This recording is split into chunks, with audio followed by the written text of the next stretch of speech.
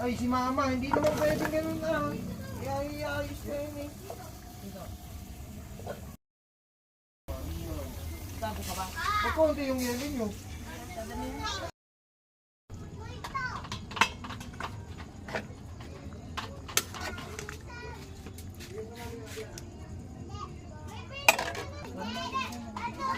Uy!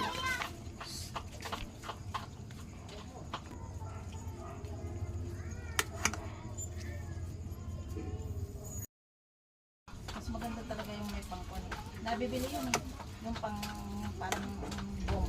Alam mo yung bomba ng kwan? Yung bomba ng Yun. Tuloy na mga idol. Tikman natin.